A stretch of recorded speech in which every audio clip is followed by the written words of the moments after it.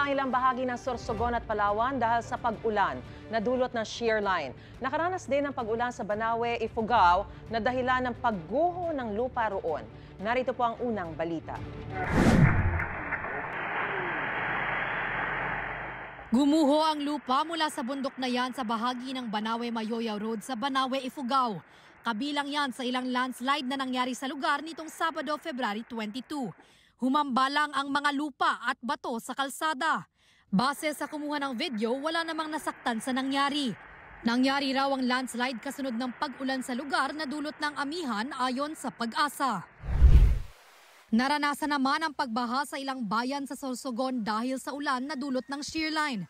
Sa bayan ng Bulan, pinasok na ng tubig ang mga bahay sa ilang barangay. May mga residenteng gumagamit na ng balsa para lang makatawid papunta sa kanilang pupuntahan.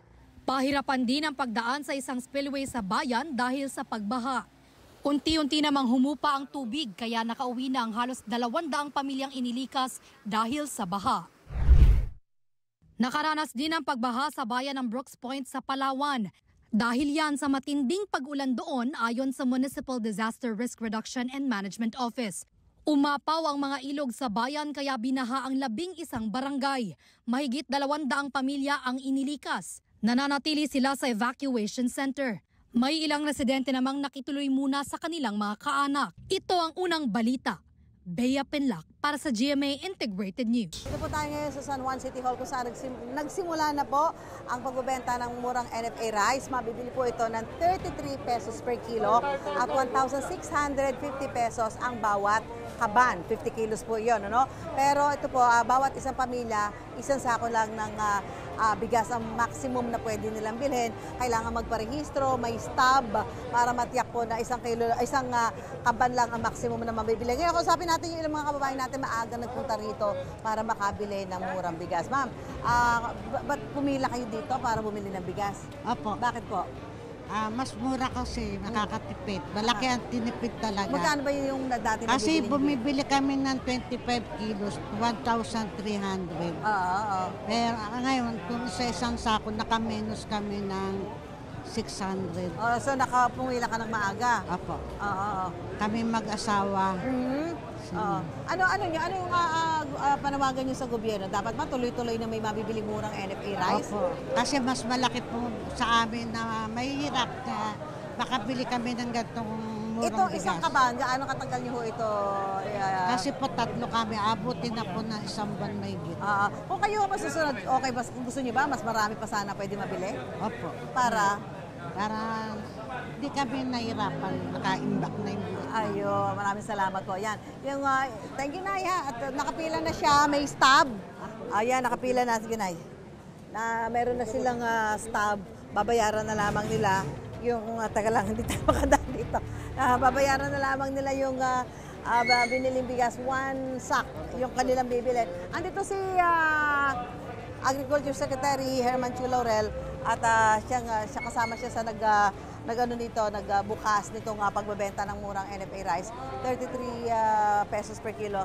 Ito sa ilalim ho ng food security emergency nga ng gobyerno sa layunin na may mabili mga murang bigas ang ating mga kababayan. At ito po sa local government ng San Juan, sila ho yung unang LGU na magbebenta ng murang NFA rice. Kaya pumunta si Secretary Laurel dito para makita na ito ho ay maipapatuwad. At talaga naman makikita ho natin na maraming tayong mga kababayan na pumila agad dito ng maaga to make sure na may mabibili silang bigas. Dahil sabi nga ho ang isang pamilya, ang maximum na pwede niyang bilhin ay isang sakong bigas na nagkakahalaga naman ng 1,650 pesos. So, yun ang nakikita ho natin na pila. Matry lang natin na malapitan ito si Secretary Laurel na para malaman natin kung ano yung mga nakaharang ako sa iyo. Sige sir, dito ka muna. Dahil nga doon sa mga plano ho na pag-angkat ng sibuyas, meron pa tayong mga isda na pinaplano daw na angkatin ng Department of Agriculture sa layunin na mapababa ho ang presyo nito sa ating mga pamilya, maging affordable ika nga sa ating mga consumer. Busod na rin ang medyo kakulangan nito sa market na siya nagdudulot kung bakit nagkakaroon ho ng pagtaas sa presyo nito. Kung nakikita niyo ando si Secretary Laurel at ang mga lokal na opisyal ng San Juan na nangangasiwa para nga ho dito sa bentahan ng murang NFA rice. Pupunta ko sana si Secretary. Sir, Secretary, pwede ba kayo makausap, sir? Live po kami sa GMA 7. Pwede kayo makausap? Yeah. Sir. Ito na lang. Ito na lang. Sir. Ito na lang kasi Sir, good morning pa, Secretary. Ito pong bentahan ng murang bigas. Ito po para po sa lahat ng LGU. Gaano po yung ibibigay sa bawat LGU? Well, sa ngayon, una-una nagpapasalamat ako sa San Juan to be the first one in the country na ganito at may ganda ng sistema. Well, sa ngayon kasi sarami ng stocks ng NFA na kailangan ma-move out. Sa ngayon walang limit, parang race to finish muna yung ating programa. Of course, kung yung demand ay ng mga LGUs nationwide ay biglang tumaas, then we will have to set yung weekly limits na. So sinasabi niyo na marami tayong stock na sige, mas maganda ho na ma-distribute kagad yan. Magkakaroon pa ba ng ceiling talaga? Kasi yung sinasabi ho nila, ang bawat isang pamilya, isang sako yung maximum na pwedeng bilhin. Pwede bang mas tumaas pa doon? Madagdagan? Well, depende na yan sa bawat LGU. Okay. Dahil the DA cannot micromanage at sa marami ng LGUs all over the country. We leave it to the head of let's say, the mayors to decide na lang kung paano nila ma-distribute yan. Yung pong bentahan po yung pong inangkat natin sibuyas, sir, kailan po dadating? Parating pa lang this week. This week po. So ano magiging impact niya sa presyo ng sibuyas? Dapat bumaba ng konti ang presyo ng sibuyas or at least hindi na tumaas.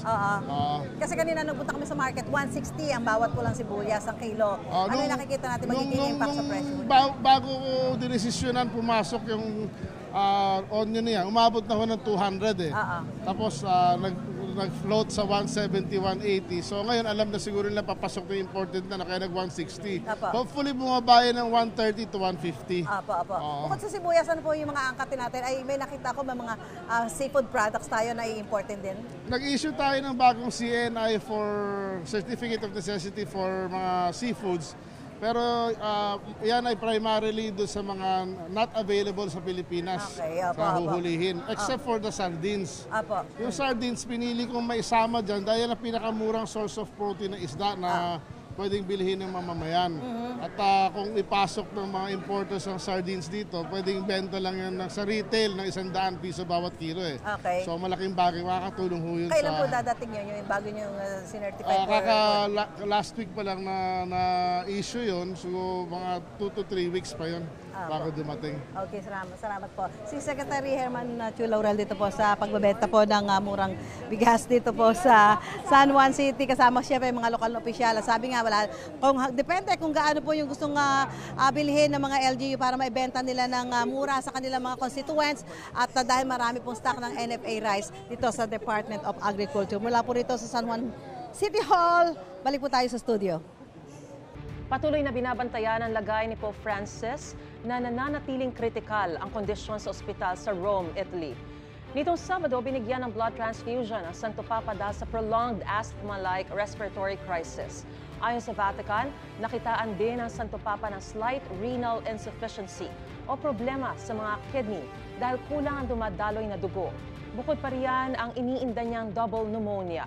Sa isang mensahe sa Sunday prayer sa Vatican, nagpasalamat si Pope Francis sa kanyang mga doktor at sa mga patuloy na nagdarasal para sa kanyang kalusugan. Bilang pakikiisa sa ika-39 na taong anibersaryo ng EDSA People Power Revolution, nagkansela ng pasok sa ilang universidad bukas, February 25. Kabilang dyan ang lahat ng campus ng De La Salle University, University of Santo Tomas, UST Angelicum College, General de Jesus College at Cluster 5 at 6 schools ng Holy Child Catholic School Incorporated.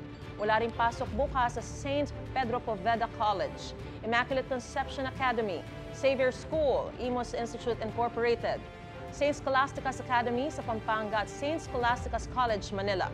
Gayon din ng Adamson University, Manila at Caloocan Campus ng University of the East, Don Bosco Technical College, Cebu. Malate Catholic School, Far Eastern University, Nicanor Reyes Medical Foundation, at Stella Maris College sa Quezon City. Suspendido rin ang klase bukas sa University of San Carlos, University of the Philippines Diliman at Cebu, pati ang Manila, Calamba, Manawag at Bataan campus ng Colegio de San Juan de Letran. Caloocan Diocese Schools Association at Congregación Immaculada Cordis Mariae Philippine Schools Network. Naniniwala si dating Pangulong Rodrigo Duterte na layo na impeachment laban kay Vice President Sara Duterte na sirain ang kanyang anak bago pa man ang 2028 presidential elections. Sagot ng Malacanang, walang basihan at pambubudol na naman anila ang mga pahayag ng dating Pangulo. May unang balita si Mav Gonzales. Kumbinsido si dating Pangulong Rodrigo Duterte na inimpeach si Vice President Sara Duterte dahil ginigiba ito para sa 2028 presidential elections. Ilang ang gustong tangtangon si Inday, pamuliti ka ba? Kay pagkahuman god ni Marcos, ug manaog siya, ug di siya magdiktador, may naagi ikapulit. Wala sila ikapuli o ang kontra nila si Inday. Why pildi si Inday? O mo daw. So, karon pa lang gusto nilang piangan. Pinalaga ng Malacanang ang mga pahayag ng dating Pangulo. Sabi ni Executive Secretary Lucas Bersamin, walang basehan at katawa-tawa ang mga pahayag. Isa na naman daw itong budol mula sa anyay one-man fake news factory. Gaya raw ng laging ginagawa ng Administrasyong Marcos Jr., susundin nila ang konstitusyon, rule of law at gagalangin ang karapatang pantao. Tugon ni Bersamin sa komentong diktador, sa ilalim ng Administrasyong Duterte nga aniya, ikinulong ang mga kritiko ng gobyerno at basta-basta pinapatay ang tao. Si Senate President Cheese Escudero nanindigang hindi sila pwede magsimula bilang impeachment court habang nakabreak ang Senado hanggang Hunyo. Payo ni Escudero sa House Prosecution Panel, imbis na manggigil sila at madaling magsimula, mag-aral na lang sila. Asikasuhin nila yung pagkalap ng ebidensya. Nakakahiya kung hindi nila magagawa yan sa takdang panahon. Sa haba ng panahong dapat sila naghanda na. Sagot ni House Prosecutor Representative Joel Chua, naghahanda rin po kami at hindi naman po kami gigil. Nire-respeto namin kung ano man po ang magiging desisyon o pasya ng Senado, lalong-lalo na po ng ating Senate President. Pero kung magdesisyon ang Korte Suprema na isagawa kaagad ang trial, tatalima ba ang Senado? Pagbobotohan niya ng Senado, kung ako ang tatanungin, dapat may mabigat na dahilan para hindi yan sundin ng Senado kung sakasakali. Ito ang unang balita. Mav Gonzales para sa GMA Integrated News. Wala pa raw nakukuha ang resolusyon ng Office of the Solicitor General mula sa Supreme Court para magkomento sa mga petisyon kaugnay sa impeachment trial ni Vice President Sara Duterte. Sol Jen ang nagsisilbing abogado ng Senado na respondent sa dalawang petisyon para pigilan ang impeachment trial. Una nang pinagkokomento ng SC ang Senado sa naunang petisyon para naman simulan na agad ang impeachment trial. Sabi ng Solgen, bumuo na sila ng special teams para tutukan ang mga nasabing petisyon at inihahanda ang mga isasagot ng mga respondent. Sinugsulong ng France ang magkaroon ng negosasyon sa Pilipinas para sa Visiting Forces Agreement o VFA at sa gitna po yan ang pagbisita sa bansa ng French Carry Strike Group na nag-iikot din sa iba pang bahagi ng mundo. May unang balita si Darling Kai. Nuclear-powered, sing bigat ng 4 na Eiffel Tower, may habang 260 meters. Kayang magkarga at mag-launch ng mabibigat na aircraft gaya ng Rafale Marine Fighter at Hawkeye aircrafts, pati mga helicopter. Ito ang French aircraft carrier na Charles de Gaulle, isa sa pinakamalaking aircraft carrier sa mundo. Sa kauna-unahang pagkakataon, pumunta sa Pilipinas at dumaong sa Subic noong Biyernes ang flagship ng Carrier Strike Group ng French Navy.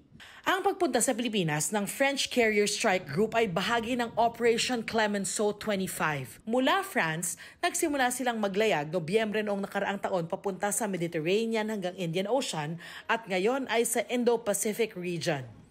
With the deployment of the Carrier Strike Group and the support of our Philippine partners, I'm confident that this visit will pave the way for broader military cooperation between our two countries.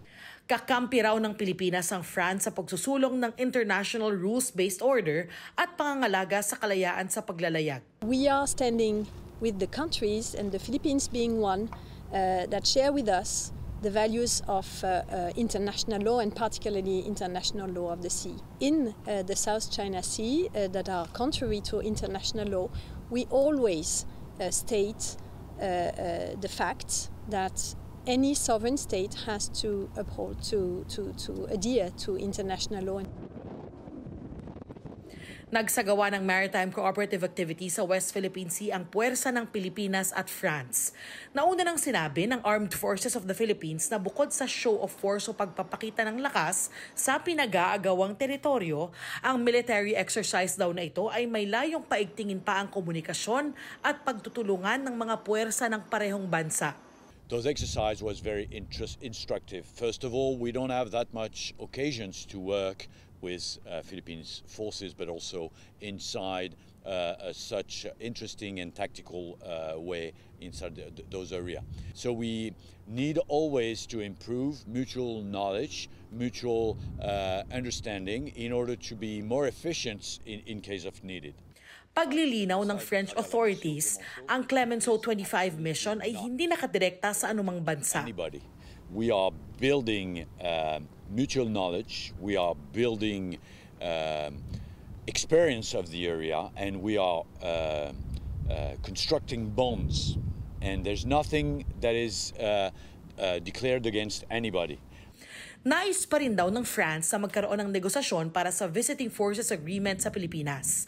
Hinihintay na lang daw nilang tugon ng gobyerno ng Pilipinas sa unang draft na ipinasa nila Oktubre noong nakaraang taon.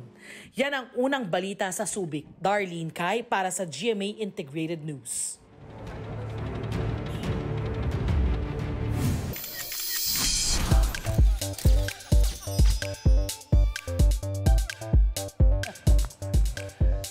Ito mga kapuso, ang tinanghal noon na ugliest dog sa United Kingdom, award-winning na rin pagdating sa pag-arte. May career. With her signature labas dila look, sino ba naman ang makakalimot kay Peggy? Siya lang naman ang scene stealer na si Dogpool sa blockbuster movie na Deadpool and Wolverine. Di ba? Siya nga pala yun! Dahil sa kanyang standout na pagganap, itinanghal na Best in the World si Peggy sa Fado Awards. Hindi siya ugly. Oo, hindi. Hindi naka-attend ang Little Diva sa event pero may video message naman siyang pinadala. Ang Fado Awards ay katumbas ng Oscars para sa mga asong gumanap sa iba't ibang pelikula. Good job! Ang galing! Hindi may siya ganun ugly. pala. Alright mga kapuso, showbiz chika fresh from South Korea. Nag-flex ang new fitness goal si Kapuso primetime princess Barbie Forteza. In her running era na talaga si Barbie, nakapag-set nga raw siya ng personal record matapos tumakbo ng 11.1 kilometers sa BGC. Oh, wow. Sabi pa niya sa caption, longest run so far with just an hour of sleep from shoot. Kasama ni Barbie ang kanya raw frenemy na si Sparkle actor si Christopher Martin.